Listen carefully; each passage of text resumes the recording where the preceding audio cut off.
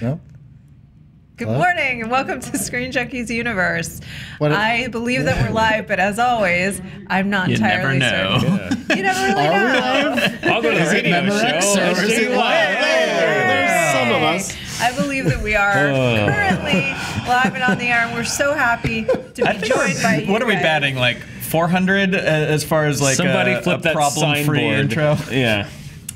Yeah, that sounds right. You know, if that's baseball, you're in the Hall of Fame, right, Billy? Yeah. If you bat 400? That's how hard baseball is. That if you hit it 40% of the time, you are a legend. We have a board. We now have to flip it over. It has been 0 days since our last successful intro. I just don't think we get a wide. Oh, there's our wide shot. Yeah. Hello, welcome. We're so glad you're joining us today. This is what happens when I'm not sitting over there And trying correcting to direct things. traffic. Well, This show is like 2017, the show, just in its execution. It's just like, what's going on? I don't know. Will it work? Who knows? Let's find out. literally the lights are going out. The whole thing is on fire.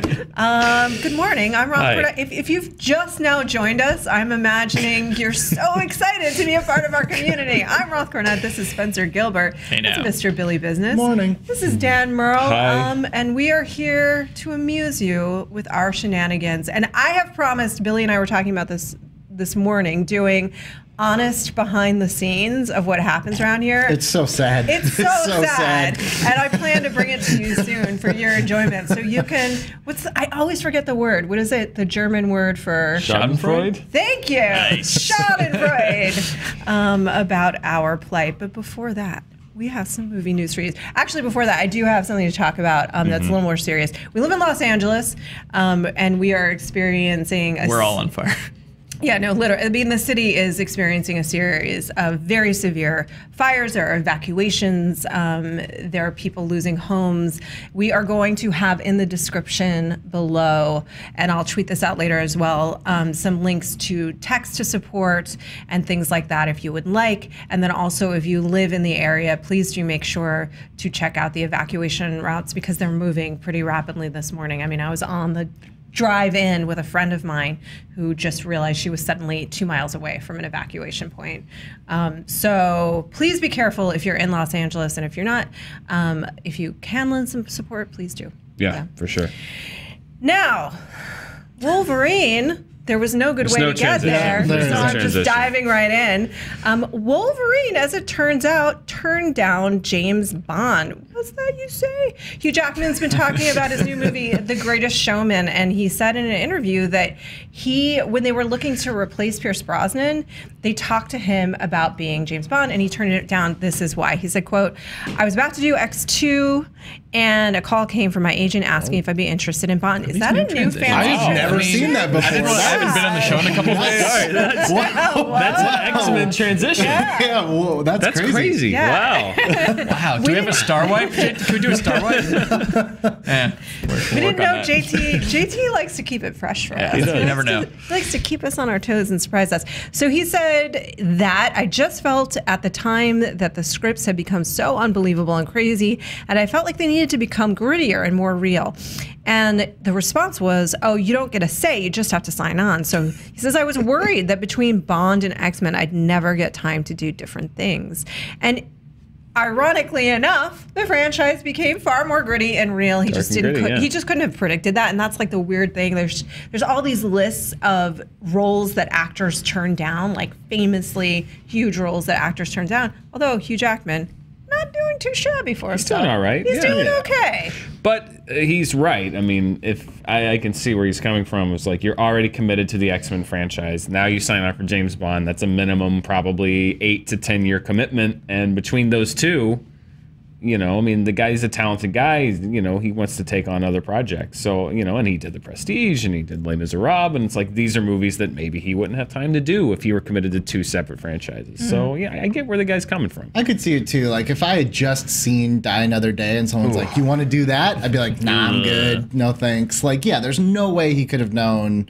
There's probably no way they knew at that time, because I'm sure they knew Pierce Brosnan after that one was done.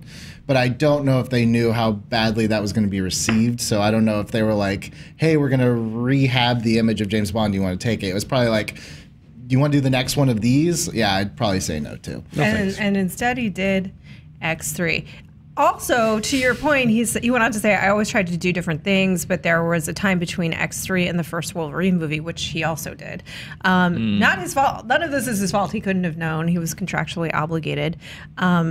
And then they got better. Logan's great, although these many years later. He said, I could see himself, the roles were getting smaller and smaller. People wanted me to play the kind of hero part exclusively, and it felt like it was getting pretty claustrophobic. And to your point, Dan, he has made very conscious choices to move away from that in his other roles. And he's done he's doing the song and dance thing right now in The Greatest Showman, which I don't want to go too far down a rabbit hole, but I encourage you to go look up the real P.T. Barnum, because not only is his story fascinating, but he looks exactly like Paul Giamatti and nothing like Hugh Jackman. So there's it's like such a great example of like the Hollywood version of the thing and like the real thing. This will be like the Saving Mr. Banks of 2017, where it's like, I don't know if it necessarily happened like that, but sure. I don't know if you've seen pictures of John Nash, but let me tell you, doesn't look like Russell Crowe.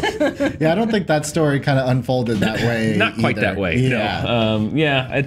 Biopics are weird because I don't know. I haven't seen The Greatest Showman, but he was a multifaceted character. That P.T. Barnum. We'll see what they fit into the song and dance. I like Hugh Jackman. I'd be more interested in a Paul Giamatti song and dance circus musical. Right? That's fascinating, but literally no one would go to see it except for me and you. No, I would be all in on that. And Lon Harris. Oh, Lon. There's 4 people, 4 tickets right there. Yeah, biopics are just hard in general. I mean, like if you were to make a movie about your life, I'm sure you would like cherry pick certain events and probably like try to stitch them together to kind of form a little bit more of a cohesive narrative. There are very few biopics that can just start to finish. Like Apollo 13 is the only one I can think of where Jim Lovell was like, there's 2 scenes in that movie that didn't actually happen quite that way, but otherwise, yeah, that's how it happened. Yeah, but that's not what they're meant to. I guess legally, in order to be based on a true story, you only have to be 10% accurate to the events. Really? Yeah. They put a percentage on it? Yeah, like 10%. 1 out of 10. How do you quantify a percentage of... You're asking me questions I don't know the answers to. However, I will say, we melt the script down and we put it in a centrifuge, and then we pay the refined ore. If it's 10% pure, it's just art. It's just how art works. But the way that you really can't guarantee that is if it's a historical character who's dead, like Mozart. And which brings me to my point, which is I very rarely like biopics. I only like them when they focus in on something that's not necessarily about telling the story of the life, but it's about an aspect of human nature that's being demonstrated through this person's life. So Amadeus is probably one of my favorites because it's really more about Salieri, who like nobody has a take on. Who also is a real person. Though. Who is a real person, but it's really just about the human like envy and feeling mediocre and bad about yourself and being in the face of this ridiculous genius, but then the cost of that genius as well. That's kind of why I like Disaster Artist so much, is because at its heart, it's really just a story about friendship and like going for your dreams when everyone says you are ridiculous. Yes. It's not necessarily like, don't go see it if you want to know everything about Tommy, because it's not nothing about that like in the slightest, Amadeus confused me for a long time because when I was a kid, my first exposure to it was in Last Action Hero.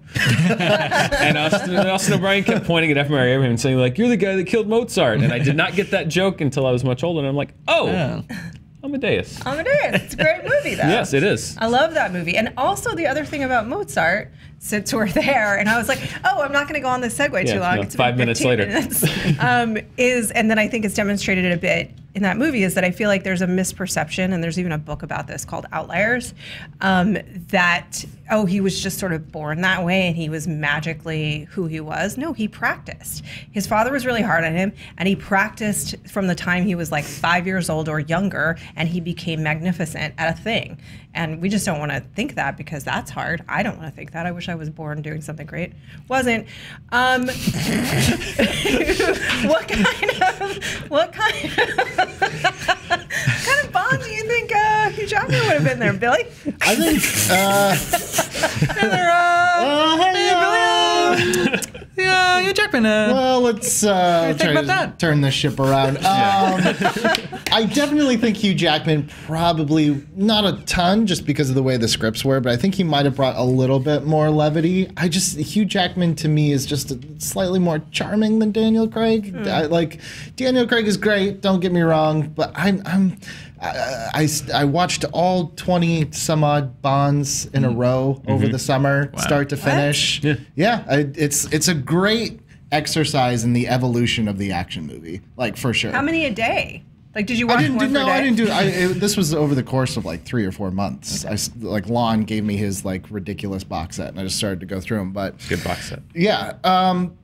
I think he probably would have been like a little bit. It would have probably been an easier evolution from Pierce Brosnan. I feel like it might have been split the difference between Craig and Brosnan. I think it would have been a little bit easier of a transition as opposed to like and now here's Daniel Craig, completely different take. Which in hindsight, that's probably the right way to do it if you wanted to like completely get rid of the image of Pierce Brosnan. Yeah, I think Daniel Craig was the right choice for the tone that they took. I wish that he'd had a little bit more legs as of James Bond because it kind of petered out. Well, the second one was terrible, and the third one was great, and the fourth one wasn't very good. I don't know. Who knows if there'll be a fifth one with him? But I think that in retrospect, Daniel Craig was the right choice, especially for Casino Royale, because he just was like he was the James Bond that movie needed. I don't know if Hugh Jackman would have been as good of a fit. So I think this is one of those things that like sounds great, but if you actually put it into practice, I don't know if it would have been as good as what we got. Yeah, especially if he's... Sorry, Ruth. No, you. Especially if he was in the middle of between X2 and X3. That was like peak Hulk Jackman, where he was like so jacked and he was just doing lines of HGH and no explode in between takes and just like ripping the doors off hinges when they were unlocked and open. And for him to just walk into Casino Royale, because he's an enormous guy anyways. He's like 6'5", he's Australian, right? So he's not sturdy people. It's not what I think. It's not what I think of when I think James Bond, but it would have been interesting in Casino Royale if he just has like a sleeveless tuxedo and just like screaming like that bathroom scene. He just like with one hand just pushes the guy's head through a urinal and then is like, kill number 1 or kill number 00, 7 mate. So he would keep the accent, is what you're saying? Yeah. And he would have a pet kangaroo. The director would be too scared to tell him otherwise. There would have been a huge outcry in the UK if there had been an Australian Bond. Right, that's the other thing. If you cast an Australian as James Bond, I think that the British fans would have been quite upset. And I think that's something that they do take into consideration. That's why I think there's really never really been a push to cast an American as James Bond. And I agree. It's just not. That's a character that's so associated with Britain that it'd be like a British Superman. But, which we don't mind. I mean, that's true. But then the Eon, who produces the Bond films and always has, and Cubby Broccoli, who began the franchise, is American. So is the entire family. I mean, they live in the UK, and the production company's out of the UK. But they're although George Lazenby might have been Australian, now that I think about it. But he only lasted one movie, so they're like bad experiment here. I feel like the question always is, who should be the next Bond when Craig inevitably leaves? Like, do you think that they should then go into a completely different direction again? Taika Waititi. Okay, Taika. Taika's a great choice. That's my James Bond. Oh, he would play James Bond? Mate. sheer curiosity leads me to say that it's like the Tarantino Star Trek film. It's like, that is completely out of character, but I'm interested. I don't have a pitch. Can we get a James Bond Jr. with Josh Hutcherson? I feel like that's what I want to see at this point. I've seen every spectrum of ridiculousness and seriousness and somberness from James Bond. Let's just go all the way. Give me the entire James Bond Jr. Junior Bond. James Bond Jr. It was like a cartoon when I was a kid. Yeah. Something along the lines of learned Indy the trade Jr. from his uncle James. Now he's heir to the name James Bond Jr. I hope you're listening, Eon, because we've given link to you... the intro to that cartoon will be in the description below the fire donations. Above the fire donations. No, below. Let's, my God. We'll see what Ryan New Parker decides. That's his business call. Very good. Well, we've solved a lot of things about James, but they're in such a crap position with Kingsman out. Like, there's nothing they can do, right? Like, what do they do? And Mission Impossible. Mission Impossible. Mission Impossible, like, Ethan Hunt is just such a better spy. James Bond is a terrible spy. He's so obvious. Everyone knows. How could you be a government agency anywhere in the world and not know who James Bond is? That's what makes him so awesome. But there's He doesn't even need a secret there's identity. entire Mission Impossible movies where the MacGuffin is like a list of people's real names, and James Bond's like, I'll just tell you, and I'll just blow up Codename something. Billy. They've all shared it.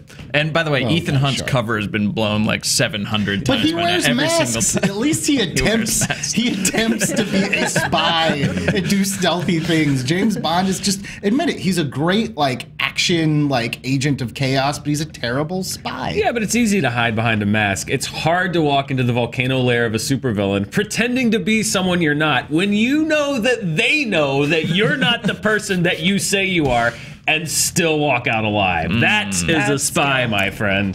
That's not a spy. That's a ballsy, possibly Australian man, but it is not a spy. It's not stealthy. It's just really, really lucky. All right. I want to see a return to volcano lairs and shark people and hat throwing and all of the above and gold fingering. No. We made it so far. There it is.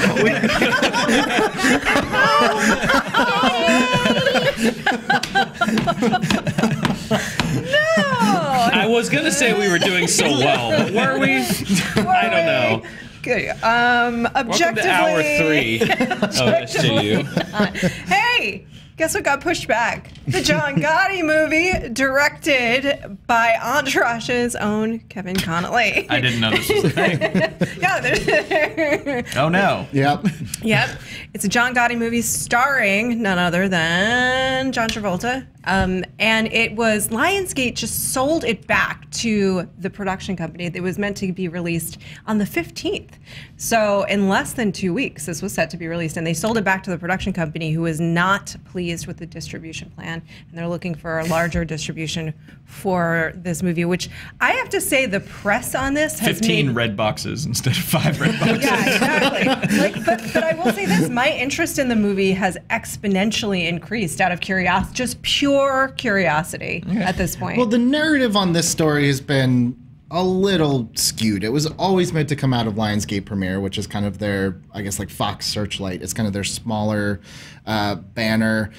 I actually think this is, without getting down too much of a rabbit hole, it's kind of nice that Lionsgate was like, look, if you guys believe in this a lot and really want it, we'll give it back to you. Because that doesn't happen. From personal experience, that doesn't happen, and it really sucks when someone has one of your projects and they don't creatively want to do anything with it, but they won't give it back to you.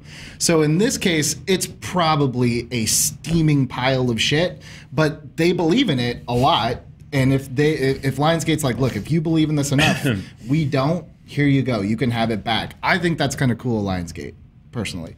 Okay. Yeah. Saves them a lot of hassle to, as Spencer said, stock red boxes. You have to scale back the massive production or advertising and promotion arm. Yeah, you got to take out these Gotti billboards that are down around. Maybe this is the approach. This is literally the first time I've heard about this movie existing. It's so under the radar. I mean, I'd heard that it was happening. Yeah. To be honest, I thought it had already gone straight to video because it was shot like last year. I was reading about this morning, and John Travolta made a statement in which he used the term fake news, which, again, John, please don't. But he was the statement that struck me that kind of put me in the right frame of mind for what this movie could potentially be was he said something along the lines of, like, I'm very proud of my performance in this film. I wanted people to believe that I was embodying John Gotti in the same way that they believe that I was embodying Robert Shapiro and The People vs. O.J. Simpson. He's like, I tried to get that same realistic performance so you thought you were watching the actual person. And in my head, I was just like, I thought a lot of things when I was watching John Travolta and The People vs. O.J. Simpson. Why is he playing a talking wax statue? Why does he have the makeup of, like, the body of Lenin that you see in pictures from Russia. And I loved his performance in that show, but the last thing I thought I was watching was a photorealistic performance of Robert Shapiro. It was nothing like Robert Shapiro. To be fair, Shapiro looked and talked a lot like Yeah, I kind of forgot it was wax. Travolta after a few episodes. Really, Robert Shapiro talked like this.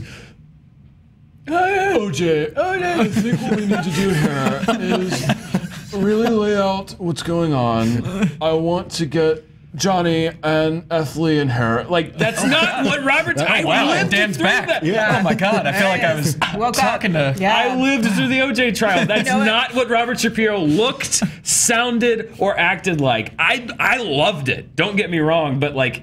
This kind of makes me want to see the movie more, because if John Travolta thought he was doing an exact copy of Robert Shapiro, I cannot wait to see what he thinks an exact copy of John Gotti is. This is not a subtle guy. I mean, like, he is a big, always has been a big hammy performer, right? That has never not been true. Well, that works in Grease. It works in Welcome Back, Kotter, too, my friend. There's a number of things that it works just perfectly. Some of them not even in the 70s. But it's just, I think this is, I'm curious about this movie, and if it means that it's going to, I feel like I have to see this. So I'm disappointed in the sense that we were 12 days, which I didn't even know, or 10 days away from getting this movie, so I have to wait. I want to see what a movie directed by E from Entourage is like. Yes. These are the things, and I know Kevin Connolly's done other stuff. But still, it's like, I don't know. It's in a way, this has reignited my interest in this movie, to which there was none before. So good job. Yeah, by It kind of sounds like 100. a fake movie on Entourage. It's like the lost season where E wants to become a director, and it's like, what Ari's like, I got you, Travolta. He's doing and he's pulling out of the movie. Vinny, we got a party to get him back in the movie. And then Turtle smokes weed through his anus, and that's his B story. Okay. Turtle, you know what? I don't have time for this. I've got this John Gotti thing going. If this isn't actually an elaborate plug for Entourage, the movie part 2. Oh God. That in which this is the backstory. I am super disappointed. This is how I found out, because I was trying to see a bunch of movies before the 15th for Thing. And I reached out to Lionsgate, and immediately, like earlier this week, got an email back going like, yeah, we don't have that anymore. And I'm like, really? And then the story came out. My interest in this has gone up by 2,000% and 2,000% more after I heard the quote that you just told me from John Travolta. Are you seeing it? Look, here's the thing. This movie, as a movie itself, I couldn't care any less about it than I already do.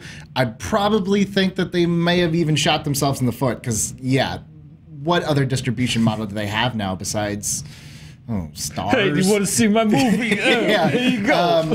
I just, as far as a movie, no, I will never watch this thing. On principle of just like, I have this like personal crusade, because there is a project out there that I want back that whoever has it will not give us back. Oh. And you know who you are. Yeah, you know who you are. So the fact that like seeing it like, oh, like someone can actually, for better or for worse, shoot yourself in the foot, but at least you get it back. That's encouraging. It's like maybe light at the end of the tunnel there. And maybe Billy can get back. Something we'll talk about when the cameras stop All right. rolling. Yeah. Legal Angels in the things. infield. Which does exist, by the way. Oh, really? Matthew Lawrence. It was a direct to Disney Channel original movie. I believe Angels in the End Zone also exists. That Really? does, yeah. Yes. Or maybe that's the one I'm thinking of then. There was a Lawrence brother in one of them, right? Yeah, sure. I don't like- think it air butted. Like there wasn't. Yeah, like, Angels in the paint. Angels in the red zone. Angels on the rink. Yeah. Angels in the highlight court. You know, highlight. I just am going to stare at you until you keep going. Angels on that's- the wicket. Yeah. Yeah. Angels on the pitch. Angels. I'm done. I'm out of sports. Cinemark has done something that... Angels in the bowling lanes. Bowling does count. Where are the Angels? Comment below. They What are sporting not event? at your... What sporting event are the Angels currently attending? Who likes sports movies? I do. Some of them. Yeah, I think they're great. They're one of my favorite genres, but I don't like sports, and there's a reason for that we will get into at a time that is appropriate. Cinemark has released something that is It's like the White House press secretary. The president likes sports movies, but I'm not going to tell you why. I will address that at a time that's appropriate. Next question. Next question. Cinemark. Does anyone here want to talk about Cinemark? No. Well, that's fine. Briefing's over. See you in 3 months. Bye. This is my favorite episode we've ever done. Billy feels like this is a competition with MoviePass, which I believe, Dan, you have Billy. The two of you can speak as the experts to MoviePass. This feels more like a competition with, to me, like AMC stubs and things like that. So walk us through it. So basically, Cinemark came out with their own kind of movie plan. Just... It's the most beautiful thing I've ever seen. Floating in the wind, Forrest Gump style. We are tanking today while JTE he's just bringing the heat, man. He is on fire. Somebody gotta plug in. So for Cinemark's Movie Club, you get one 2D. Don't you dare think about going 3 dimensions. One 2D ticket per month. With this plan, you get 20% off your concessions. The one thing it does have that the MoviePass doesn't have is that you can reserve your seats online, which you can't do with MoviePass. That being said, all this is for $8.99 a month. One movie. That's it. Yeah. And it's like not that, depending on when you go, it's not that much more expensive than just buying a Cinemark ticket. Like, why would you not just get MoviePass? I don't know. This is a really bad... Well, this is bummer because the only 2 movie theaters next to me Whoa! What happened? I feel like JT just found a folder while we were doing this. He's like, I must try them all. Yeah, rotting hand. Which one's that?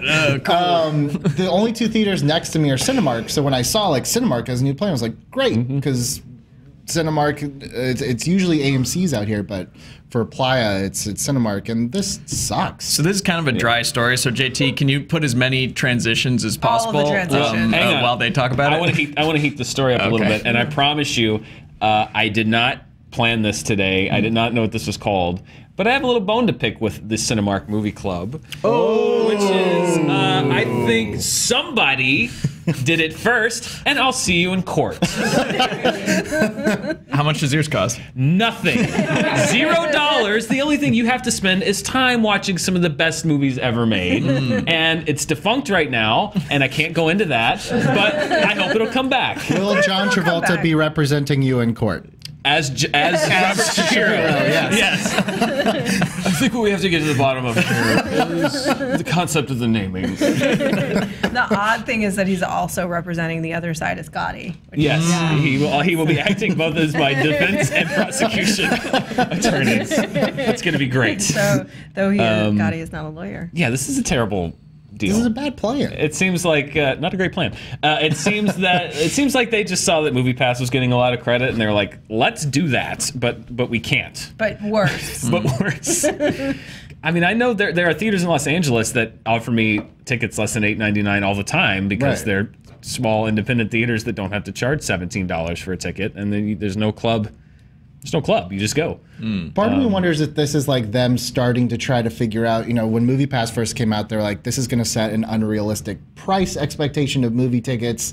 If this is them like trying to start getting the wheels in motion for like, what are we going to do when MoviePass eventually just cannot sustain itself anymore? I mean, it feels like, and this is something we can maybe get into in more depth at a certain point, but like all of this is just spelling the demise of theater chains. It's not just this, but it's the entire picture of certain VOD entities pushing to have and working with the studios to get theatrical release day and date far earlier, even for blockbuster films within 30 days or maybe even less eventually. Like just, it feels like we are at the end of this. We're in the next 5 years not going to be able, the theater chains cannot sustain this financial model anymore.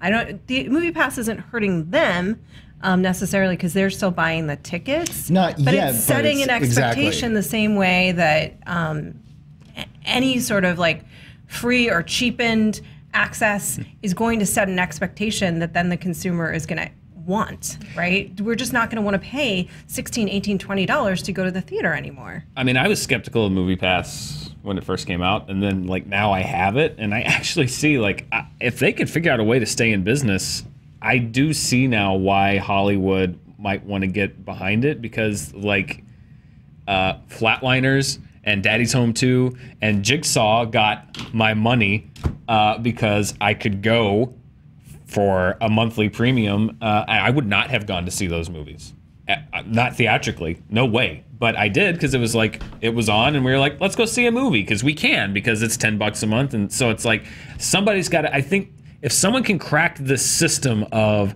what is a sustainable business model at a price point that makes sense, that allows people to go to movies at what they believe is a premium price or a discount, because the movies are making the same amount of money. The movies made more money at MoviePass's loss from myself and my girlfriend. There's 2 tickets right there for both of those, for all of those movies and a lot more that would not have been sold.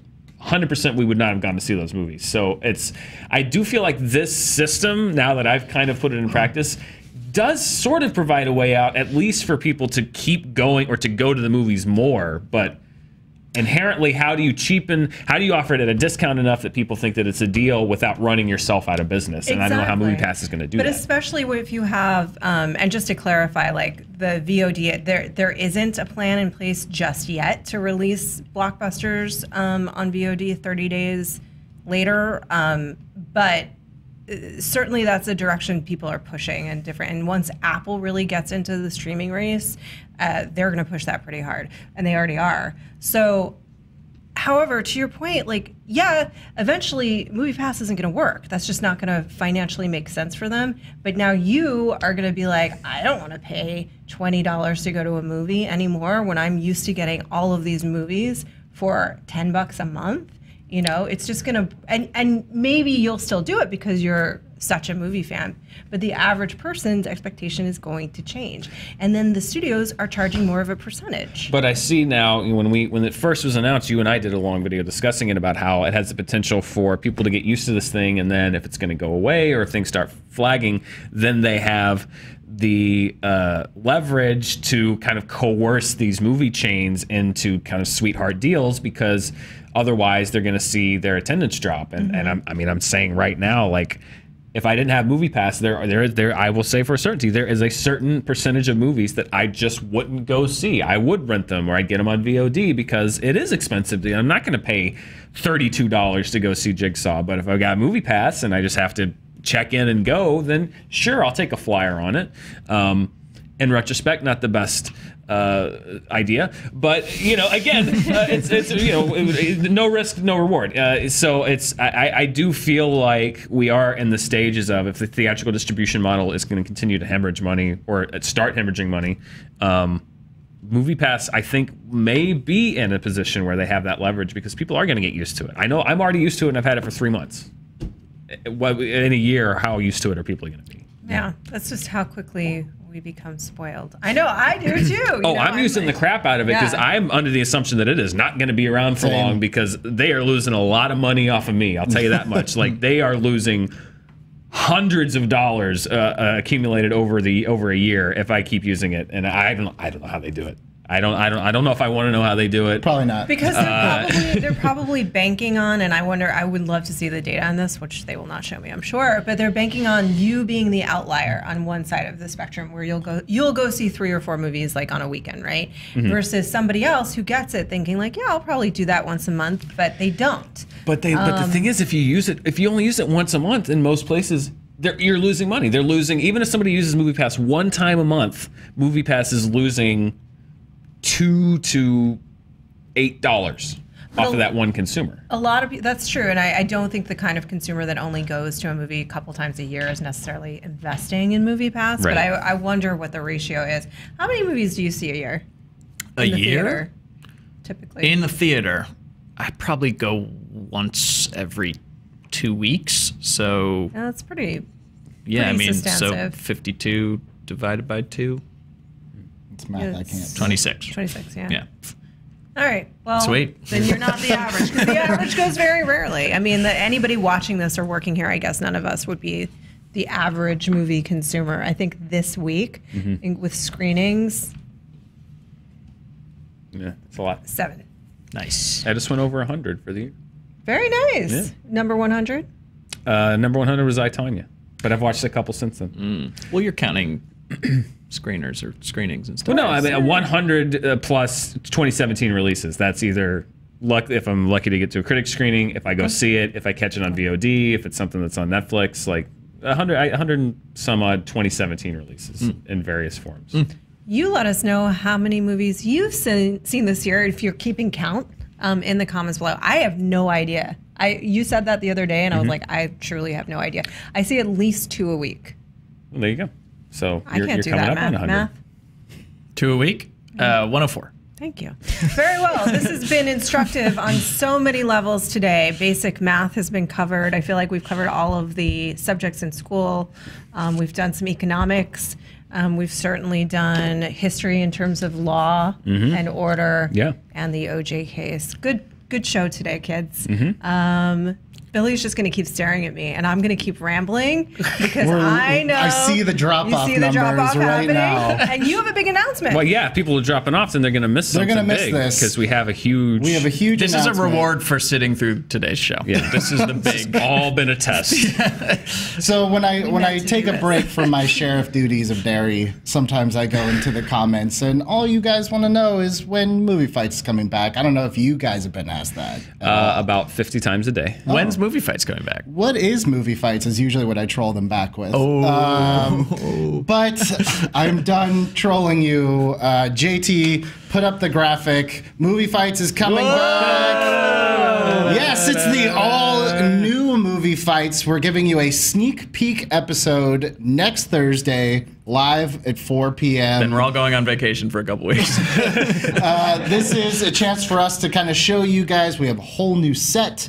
We have all new graphics. We have a little bit of a switch up in terms of Tweaked format. A little bit of tweaked format, but it's still the Movie Fights that I would say that the changes that we made were all things that I think we have all seen repeatedly requested by fans and others as suggestions for how the show can improve. I don't think we did anything to Movie Fights that is going to hurt the show in any way. I think these are all things that help address a lot of the concerns and things, quite frankly, that we've wanted to do with the show for a long time. So I hope and I think people are going to like what we did with it. Yeah, it's going to be just a special sneak peek before we come back and hit it strong in 2018. But we wanted you guys to know that we were working on it. We wanted to show you what we've been working on before we break for the holidays. And I think we can announce it's a pretty big fight right out the gate. It's going to be this guy right here versus that guy right there.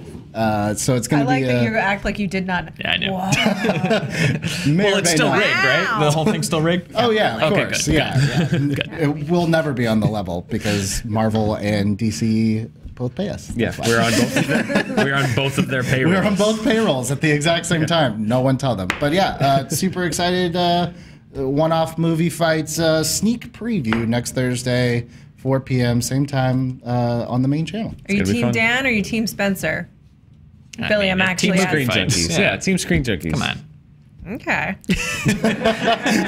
They're not going to roll that way. They're going to be on a team. It's a fight, people. It's a fight to the death. not. Twist is that they murder each other at the end of it. I didn't want to give it away, but I just did. Opposite direction that we're going. But okay. We'll see you tomorrow. Oh. Okay. We're just done. Shimmy and the bye-bye.